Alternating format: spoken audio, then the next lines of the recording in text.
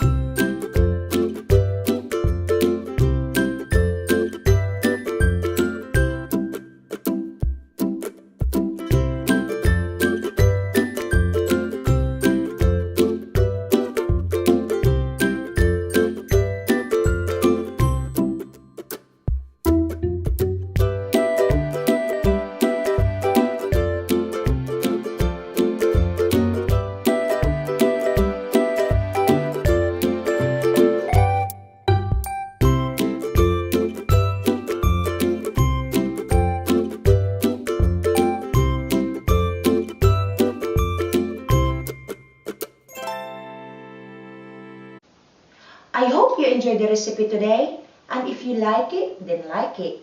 And if you love it, please subscribe. Thanks for watching. See you soon.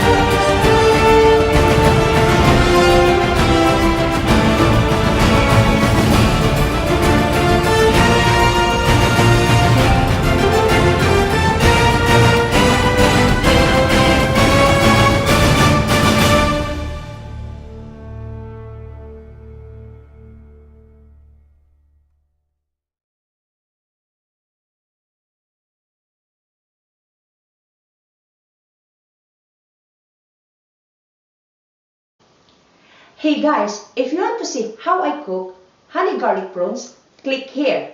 And if you want to see how I cook lao oy, the fried fish soup, click here. Thanks for watching. See you soon.